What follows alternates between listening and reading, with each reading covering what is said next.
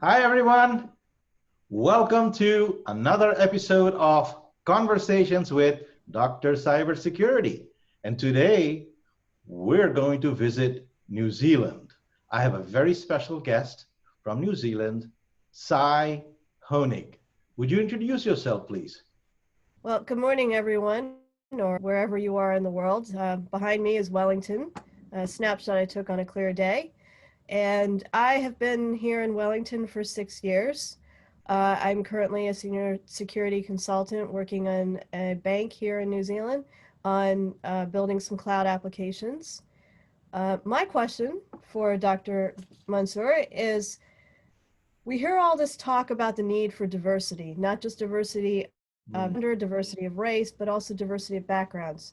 mm. Yet not seeing that diversity has really been incorporated into companies in both the U.S. and around the world. Are we just stuck trying to think outside of the bubble of what we require as of security people? So this will bring me to why am I even in this field? This was the problem I observed also. As you probably know from my background, I was a practitioner for 30 years. But what I was finding was that not only were companies doing it wrong, education was doing it wrong. So, and most people were trying to sell security as a product or as a service, and that's it. I'm like, you don't understand. Security or cybersecurity or whatever is a culture and a way of running your company. You really can't outsource it. I don't know how you would outsource that. That's almost like outsourcing your intellectual capital. So that is the reason that I came to academia. So I don't think we're stuck in it, but that is the reason why people who really understand the field have a obligation, even if it means donating a lot of our time to educate the public, educate everybody as much as we can. And so this is another reason why I have these conversations. That's why I start with the model. The chapter one of my book, I released it literally to the public domain. I mean, anybody can use that for free. Why did I do that? For this reason, because that is the most important chapter in my book. Explaining cybersecurity, the whole diverse range of the field, people, policy, technology, strategy first, mission, perpetual innovation, all of those things, and with the people being the most important. See, part of the problem is that companies are not hiring the right people. And so if they have the wrong people, if they haven't hired the right people, how are they going to do anything? That's the biggest problem. I don't know. I mean, this is my opinion. What do you think, Sai? Or, I mean, have you thought of other ways to solve it? I don't know of Well, any other way. I have tried to encourage people to look at individuals that don't have the typical computer science background. I've tried to get people to look at how do you encourage people who maybe don't have all the necessary skills that you would like to have, but maybe have a good number of them. And one of the reasons why I came to New Zealand was Mhm. because my background apparently didn't fit in with a lot of what companies in the U.S. wanted. Mhm. But here, I've been here 6 years, and I've been able to have a fairly decent career in cybersecurity, and I've actually come across a lot of people with some very interesting backgrounds, even more interesting than my own, and they are very knowledgeable about cybersecurity. So I'm encouraged that at least here in New Zealand, that maybe there is some thought about what do we really want to see in someone with a cybersecurity or to work in the cybersecurity field, but I'm really not seeing it elsewhere. So this is an important thing that you just mentioned. Notice what you're doing. You've taken the leadership aspects. You've said that I'm going to be part of the solution. And even if it means moving to a different country, doing something different. I gave up a CIO role. Do you know how how attractive role a CIO role is? How much fun it was for me? I was a CIO for 12 years, but I had to give it up because I'm like, okay, if I don't give this up, who is going to solve this problem? Because I was going to conference after conference after conference, And I was hearing all kinds of nonsense where people are selling people cybersecurity as a technology and saying, yeah, I'm going to solve every problem for you and everything. And nobody's talking about the people and the strategy. And when I asked them, what is cybersecurity, they couldn't define it. So this is the part of the problem. So I believe you are doing the exact right thing, which is being part of the solution. And this is what I'm hoping. What has been happening with these conversations, and I'm getting this groundswell of people that were influencing each other, and we're showing to the world how diverse this field truly is. And one of the most important requirements in this field is the ability to communicate. I could care less if you can program or not. If you cannot communicate, nothing else will work, right? I mean, I'm assuming you found the same thing. That's true. And one of the things that we've done here, I've co-founded the New Zealand Network for Women in Security, and we're giving it as a platform for women to improve their communication skills. Right. So why don't you also mentor men? So if you're talking about diversity, one of the other things that I'm a big fan of including everybody. See, a leader is not defined by a gender. A mentee is not defined by a gender. So I would recommend that instead of if you're making a great group like that, why not encourage everybody? Actually, I do mentor men. I have mentees in the United States that are men, and I am working with men here in New Zealand through the network so that they can then understand how they can also encourage more women in the field. Great, great. Now that is wonderful. That is wonderful. And that is the biggest thing, that understanding the diverse nature of the field. And then it's almost like cybersecurity is almost like the word science, right? Science is huge. You got biology, chemistry, physics. I mean, what? Everything is science. So it's like everything is cybersecurity. So, and most people don't seem to understand that concept yet. They have focused on that security part of cybersecurity, and they're saying, cybersecurity is security. I'm like, security doesn't exist as a concept in my mind, or I've never dealt with it in any company, because security is a state, cybersecurity is a process. What else did you want to talk about? No, I think just continuing, it's encouraging me to continue to do what I'm doing, even if it's in little New Zealand. And hopefully we'll have the opportunity to meet someday. So this is another thing. The fact that you're doing it in a smaller place, often change does happen where you are a little bit more empowered. In a smaller environment, you will probably be more empowered. You'll probably have a bigger voice and things like that. Because if you're in too big a company, you might be too low down in the totem pole, but in a smaller company, you're able to make a bigger difference. And then that would allow you to not be pigeonholed into, say, a very small slice of the road. It's a smaller country, but it also means it's a smaller pot. Okay. And there are cultural nuances that need to be taken into. Aha. Okay. Okay. All right. Well, that's good. What else did you want to talk about?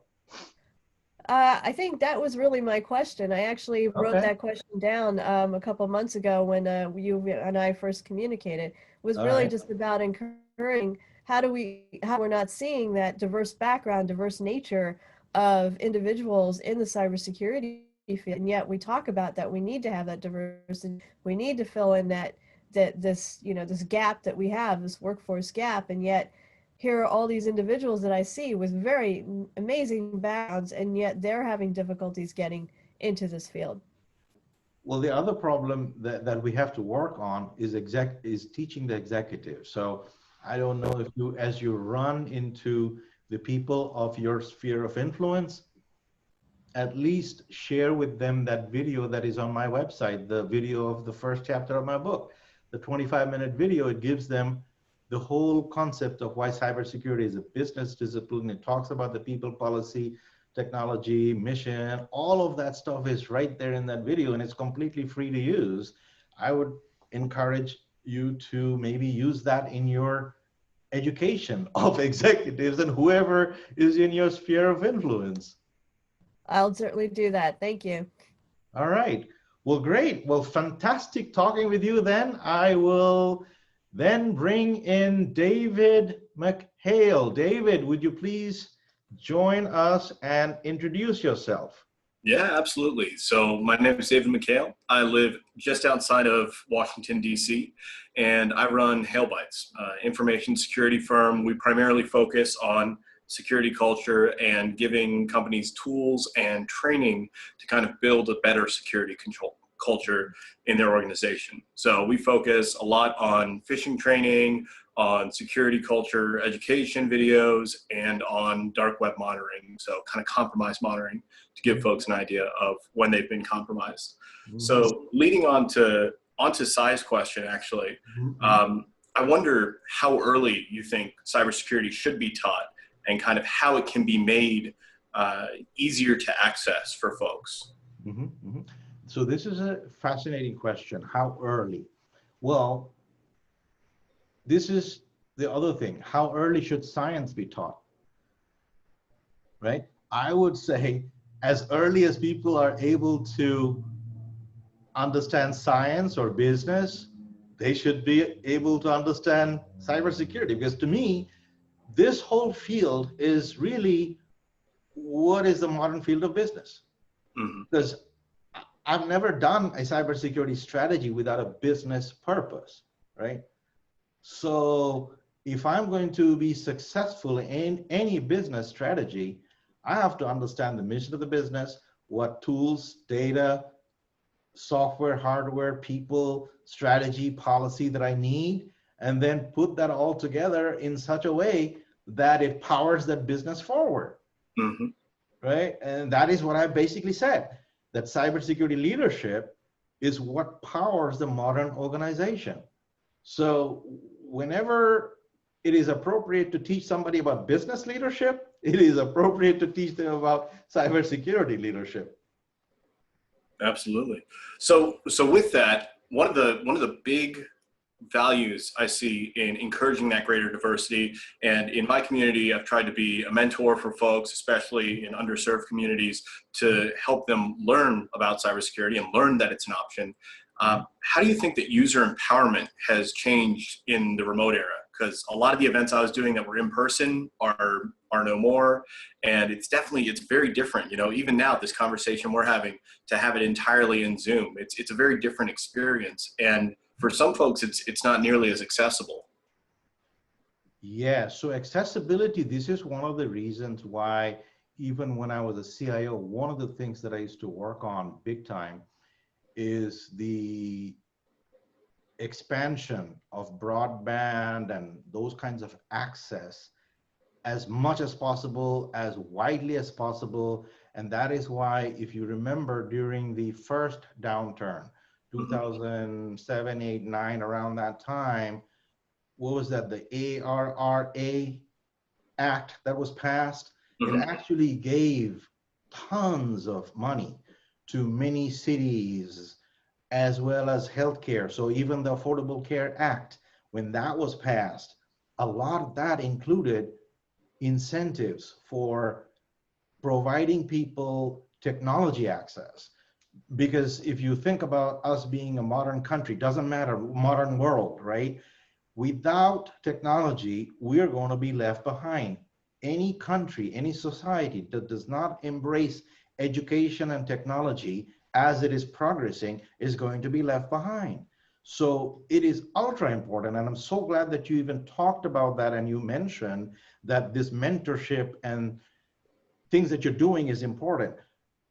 When I became CIO at the Baltimore City Health Department, for example, one of the first things that I found out was that the 30 locations of the health department were still not connected by fiber, even though a free project was already announced for the entire state of Maryland.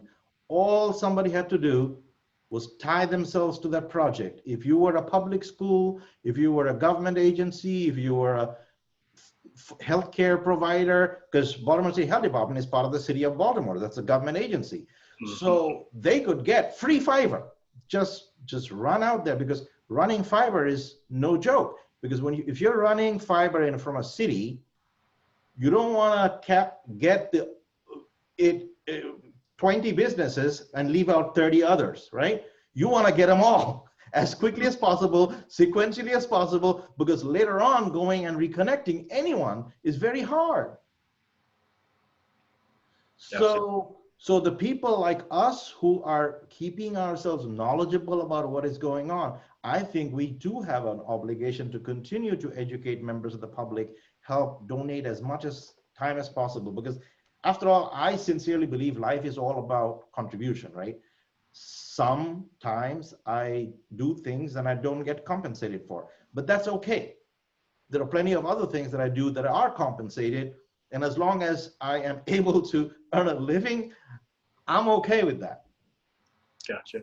So one question I would have too, a big part of the value that I see in diversifying both, the analysts who are working on the operational level, as well as the CIOs and the CISOs who are communicating on that executive level, is the breadth of their experience and the breadth of their knowledge. So much of security is very creative, figuring out new attack vectors, figuring out new ways to communicate and help people understand analogies, and having that greater diversity there and greater life experience, I've seen many times, is extremely valuable.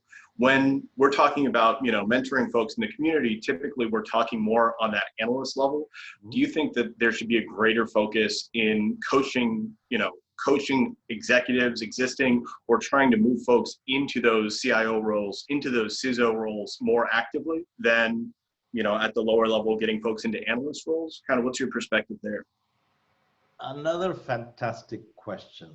So this is another thing that I've been fighting, which is there's a whole bunch of people that still talk about cybersecurity as a STEM field: science, technology, engineering, math.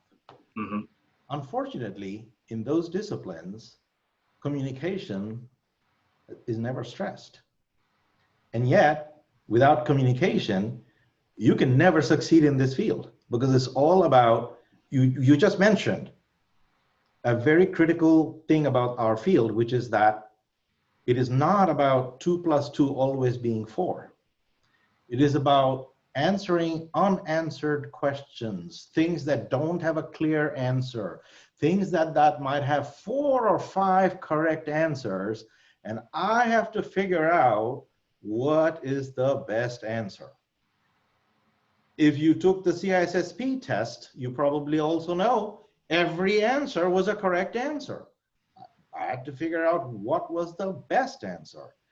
When I was CIO for 12 years and I did strategy for 30 years, it was all about the best answer. And it was always a business decision. So this is why I keep saying that cybersecurity is the modern business discipline to run the modern organization. So that was the other reason why I came to academia to develop the programs. You might have seen one of my videos where I actually talk about the MBA programs and how obsolete they are. Because most MBA programs were designed in the 1970s. They were designed for a completely different era, for the assembly line kinds of organizations. That's why they're so process focused. Well, guess what? The modern organization is a knowledge focused environment, not process focused. The modern workers are not process workers, they're knowledge workers. So you need to lead them. You cannot manage them, right? This is another thing that I've talked about big time, that this whole concept of managing people has to stop. We can never manage people. We have to lead them, right? Because part of the strength of any human is their ability to innovate. And that innovation requires leadership inspiration. Whereas a lot of the managers, what are they doing? They're trying to straitjacket everybody. You're going to do it this way. Not just giving them the objective, but also saying, this is how you're going to do it. And you're going to do it my way or the highway. And if you don't do it, out. Well, the modern creative worker is never going to be happy with that kind of an environment. As a matter of fact, some of the modern people that are coming out of the schools and colleges, they go to these straitjacket type companies, they're going to run out the door. Creativity is the most important asset of a human being. Why would we ever suppress it? Absolutely. And that's honestly, that is one of the most important kind of disconnects that I've seen personally in consulting for improving security culture is so often, if an organization does have their written security policies and maybe they're doing training on it, but a lot of the time there isn't an explanation of the why. Why do we have these policies? Right. What are the benefits, and kind of developing that intrinsic motivation. And it was really curious for me because so much of the value for me as a security consultant has actually come from the field of social work and looking at things like motivational interviewing versus this is the policy and you have to follow it or we'll fire you, coming over to this is the policy, this is why we developed it this way, and this is what can happen, and coming up with some creative examples of what can happen if you do follow it versus don't follow it, and how that impacts that person and the organization. Right. And also, if you see something wrong with the policy, I am open to getting feedback because the policy isn't always right? Because policy development is also a process. We should not ever have a policy that's 5 years old that is no longer relevant. We should always be asking. So this is another amazing thing that you mentioned, the why. Absolutely, right? The why is the most important thing. If I don't know why, I shouldn't be doing it, right? Mm-hmm.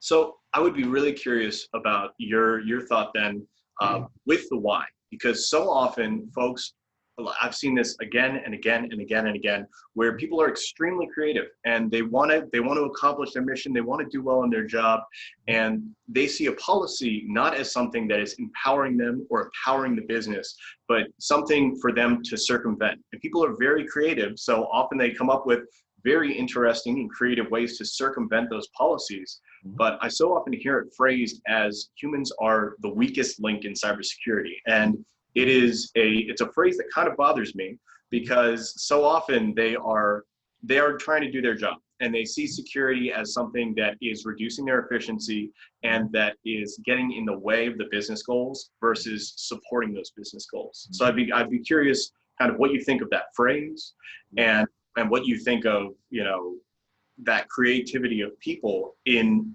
trying to do their job in a more efficient way, and how that contrasts with what is a safe way so often. Another favorite question of mine: anyone who thinks that humans are the problem or the weakest link, first of all, should be removed from their job, in my opinion, because just that thought alone means they're going to develop the wrong policies. They're going to develop the wrong environment. Humans are the greatest strength for any organization. The sum of all the brains in any organization is what that organization is going to be able to accomplish. So if you are suppressing those brains and denigrating them, so the very first thing, as soon as you view them as the weakest link, what are you going to do?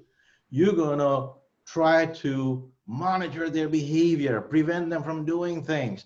Well, as soon as you start doing that and you create a surveillance environment, guess what? Anybody who's being surveilled is also not going to do things, because who makes no mistakes?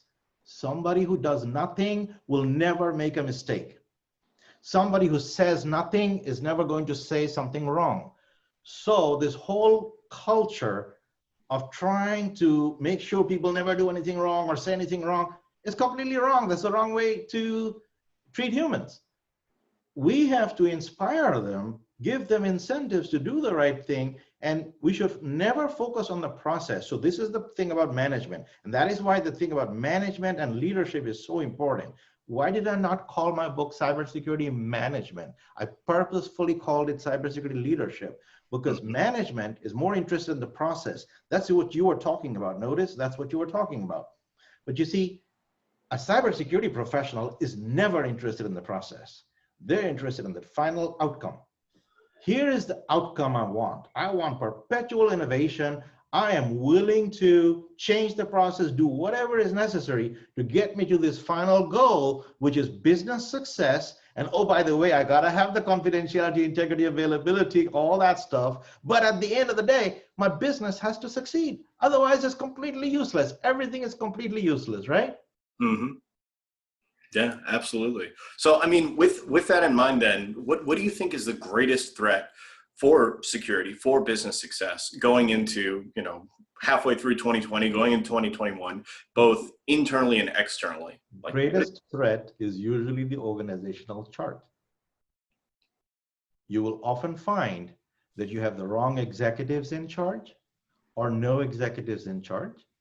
Sometimes you will have the chief financial officer determining the entire strategy, spending and everything. So they will be stifling innovation, stifling technology growth, stifling the use of technology using that. So that is one of the biggest problems. So if you think about the whole CFO role, that was started in the 1980s. Prior to that, we didn't have that. We had that because there was a financial crisis and all that, and then all kinds of funky things were going on. So we created this particular role, but now it seems like we're using accountants to run companies. Well, isn't it about time that you had digital strategists running companies instead of accountants? How about making that CIO run the company? How about making that CIO your future CEO instead of the CFO being your future CEO? That's part of the problem. You will see that many companies are doing this. Many former CIOs are now becoming CEOs. Those are the companies of the future because their digital strategy is going to drive it. Innovation is going to drive it. And most innovation is actually powered by technology. Without technology adoption, I don't know how companies could become innovative in this modern world. mm-hmm. So one of the that big has been fantastic, David. So I think that we have used up our time very well. I certainly enjoyed talking with you. You came up with some fantastic questions and insights. So thank you very much. And I'm now going to bring in Jessica Boyer. So please introduce yourself, Jessica, and let's go into your questions and what you want to talk about. Hi, everybody, and thank you for inviting me on here. I'm really excited about having this opportunity to speak with all of you. My name is Jessica Boyer, and I reside in Oklahoma, and I've lived all over the country. I've served in many different roles throughout my 19 years in IT, from desktop support, system admin, network admin, and now I'm currently right now unemployed due to COVID-19, and in the search again process and interviews and stuff like that. And you kind of touched on some stuff I've been thinking a lot about here lately. One of the things I wanted to know from you and to ask is basically, you know, coming from a desktop support role and then thinking about how, you know, executives in cybersecurity or CIOs are talking to executives that don't have any clue about what we do, the terminology and stuff like that. Knowing your audience, knowing how to present the material about cybersecurity where they're not glazed over, you know, and changing from all that terminology, all that jargon, and making it simple where they can learn, they can understand, and they're not walking away feeling stupid. To me, I think that's a big key. And I wanted to know your thoughts on that.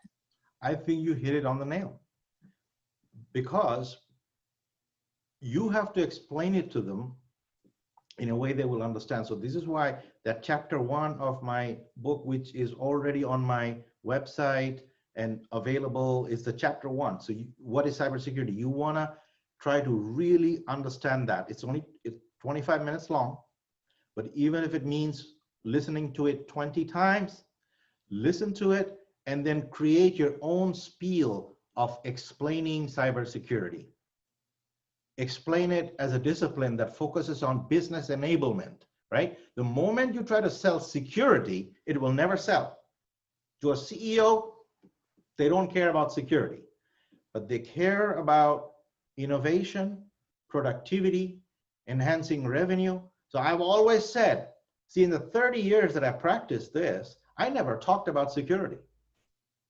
I only talked about, this is your business objective. So knowing the mission of the organization is critical. So let's say you're going on a job interview. Well, you would want to tailor your presentation of explaining cybersecurity to that job interview. Let us say you go into the hospital. Well, look at that hospital's website and who are the officers, what are their systems, who are there, is it a pediatric hospital or is it a mental hospital? What kind of a hospital is it? What kind of customers and clients are coming there? And then what systems might they be using? What laws might be relevant to them?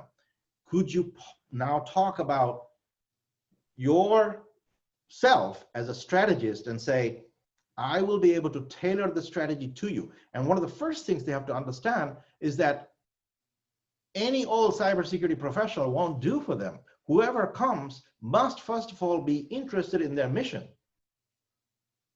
right? For example, if you care about healthcare, you probably are going to be a very fantastic cybersecurity professional within the field of healthcare because you're passionate about the ultimate goal. If you're passionate about education, you'll probably be a great professional in that space. So this is one of the things that I've often told people that I mentor is that find that ultimate goal. What is the kind of business that you really want to power forward? Does that kind of make sense to you? Does that give you some insights on what you might be able to do? Yeah, that does. And another thing too, what I've noticed, because I've worked in different groups and organizations and teams and stuff like that, one of the things that I found was a disconnect in a team in an IT department was when they weren't sitting everybody down together. Say you have your network admins, your system admins, your desktop, your programmers, your applications. Everybody was kind of kept in their own corner and everything. And they never collaborated with each other and say, hey, is anybody in this whole IT department? Do you have any ideas? I've never seen that happen, not once.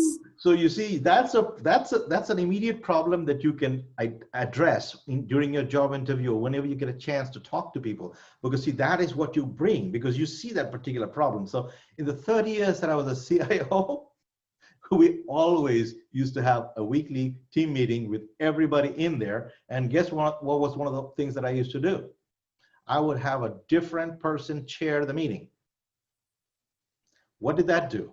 It forced that person to understand the mission of that entire team and the mission of the organization, because we never did anything. So even if somebody was a network analyst, they needed to know that that network analyst's job was actually supporting, let's say, a healthcare organization or a nuclear power plant or whatever, and that it was very important for them to always understand the business, understand the pain points of the people.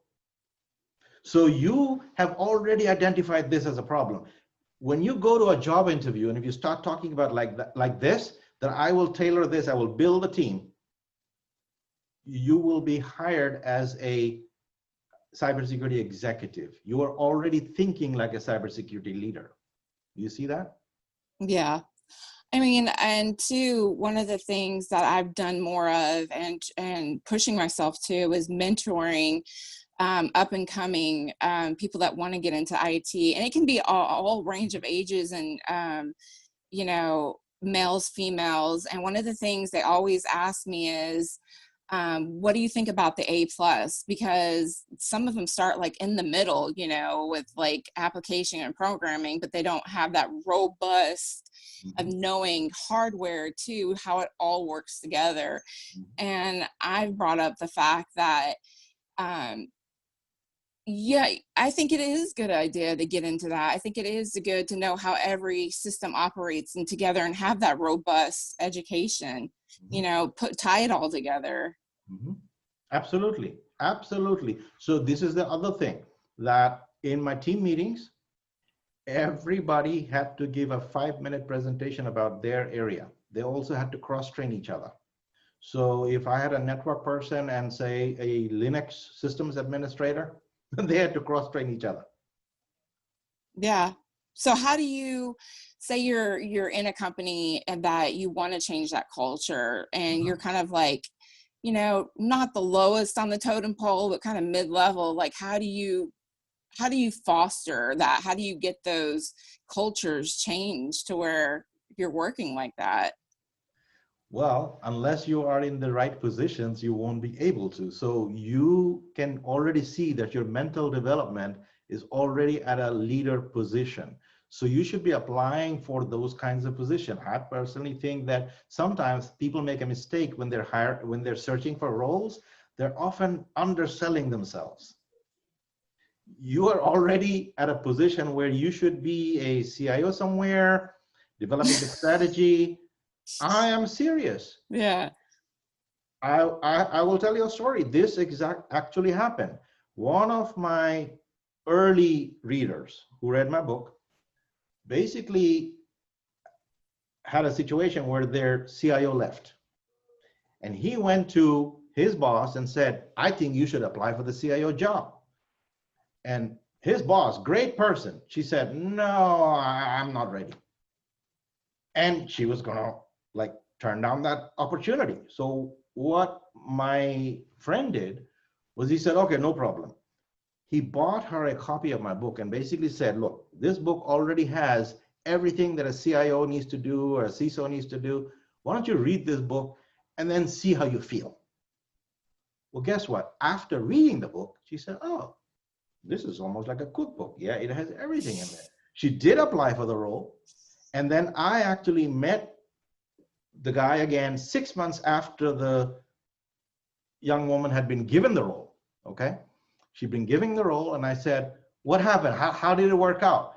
He said that, oh my God, it worked out amazingly for her as well as for him, because she got promoted, she promoted him, and now they're running the whole organization and they're having a blast. So you see, this is why I keep saying the right knowledge is so much more important compared to the wrong experience. You see, it doesn't matter, your age doesn't matter. If you are able to get the right knowledge of what a CIO is supposed to do and the CISO is supposed to do, you will be amazing in that job interview. So don't undersell yourself. I recommend that you look for those kinds of positions and network a little bit. The other thing is building your brand. So I think that you're doing great by coming on this program, but I also think that you need to start talking about this, create 1-minute videos about how important it is. See, this is a problem that you just noticed, that why don't you create a 1-minute video of the biggest problem I've noticed is that in every company, you got all these IT people that don't talk to each other. Well, guess what? This is never gonna work. I think this problem needs to be fixed. That's all that needs to be said. You see, somebody who can identify the problems and also identify the possible solutions is golden, and it always will start to build your brand as a thought leader. Yeah. But somebody like, say and it's kind of funny you say that too, because I've always, you know, in the past thought I don't ever want to be in leadership, or I don't think I'd ever want to do that. But the more I've seen things that I want to change, the more it kind of like almost like pushed me to that thinking in that way. And I don't have a bachelor's degree. I came from a trade school. Mm-hmm. I'm currently working towards a bachelor's degree. Do you think companies would hire somebody in that type of role without a bachelor's degree? They might, and that is why the networking part is very important. Because again, it's the thought leadership. It is the way you think that is far more important than whether you have this degree or that degree. You see, where is your brain today? So some people's brain develop without necessarily going through this formal programs, others don't. So this is a very hard question. But notice that your thinking is already there. You're looking at problems that many people have not looked at. Yeah. Life also teaches us a lot of things. So you're going to have to find people who are not going to care about that part, who are going to care about the part that you do bring, And if they do feel like you need that degree and all that, maybe they will pay for it too. I mean, you want to join organizations that are willing to invest in the people. Yeah, absolutely. And I've been on interviews here lately with some great companies. The interviews were totally different than anything that I've ever been on, because they actually sat me down and not just thrown a bunch of technical questions at me, but got to know me as I am as a person. There you go. And that was amazing. I mean, it took 19 years before that happened, but I was like, wow, there's finally a shift out there that people are getting to know the person they're hiring and not just what, technical background they have. Right. So you have already now hit upon that importance of finding the right culture. So it's not about finding the job. In every job that I ever held, I interviewed whoever was going to be my boss. And usually that happened after the job was offered to me, because often I can learn so much about during the job interview myself, because they're trying to find me out. After the offer, sometimes I had to figure out, well, would I be able to work with this person? Would this person be threatened by me? Because I do bring in a lot of talent and skills. And if my boss is threatened by me, guess what is going to happen? My boss is going to start to undermine me from day one. So I could never work for a boss like that, right? My boss has to be very qualified and mentally developed to the point where I am not a threat to them. Right. Yeah. And I agree with you there, because I've been in some of those situations myself too. And it makes for a horrible job or work relationship. Yes. And life is not worth it. There are so many jobs out there. That's why I always say, find the company. So in terms of your job search, what I would recommend is that if you have a geographic region, look for 30 companies that you would love to work for, understand their culture, understand them. And then right now, of course, you cannot visit in person, but maybe you could visit virtually. Maybe you could go through your network, get introduced to somebody in that company that you want to work for, and then see if you can build a relationship. Just like, say, you and I have built this networking relationship, and we don't know each other before LinkedIn, right? So perhaps that could be developed in some companies, and you could say, hey, I'm interested in your company, your mission, etc. See if this kind of a conversation could be developed. Yeah. Before you know it, you might find a situation where they're inviting you, or they're saying, hey, we have this situation. Jessica, would you want to look at this? We have this job. Would you want to apply for that? Often that will happen. It happens more frequently than you think. That's amazing. I mean, some of the things that I've been thinking about here lately that you're hitting nail on the head, And another question, and this has come up more and more and more, is I'm about to be 39. And I have my last year in my 30s until I get my 40s. And I've had conversations with people in their 40s finding it harder and harder, even 50s, to find a job, especially during this pandemic and stuff like that. And because of, I think, honestly, ageism. And what would you say to somebody, that's having that running into those walls and stuff like that? Well, teach them about the human brain and how the human brain at 20 is a little rash, and often they will take risks without really thinking through the consequences. Whereas as the human develops to 40, 50, I myself saw that change. When I was 20, I was still a pretty smart guy, but you see, it had nothing to do with my smartness or intelligence. It had to do with the brain maturity. At that time, I would take far more greater risks than I would today, where now I'm much more circumspect with this years of experience and this mental development that I've had. So I think that is one of the things that and that will often come across, not necessarily as you explain your age, But as you talk about anything, just the conversation that you and I had automatically shows how mature your brain is. And the beautiful thing about the human brain is it never stops. Unless you have a disease or something, it never stops developing. If you stop using it, that's a different story. But as long as you continue to use it, the brain will continue to develop and grow. I got my doctoral degree after the age of 55. I think It's amazing. yeah. So Yeah. I was thinking, is this brain going to work? I found out not only did it work, it worked pretty good. You still got game. I still yeah, so this has been fantastic. So we've had an amazing conversation, Jessica, and I really enjoyed talking with you. And I don't know if my next guest is here. I am not seeing her. So I am going to stop the recording and then we can network.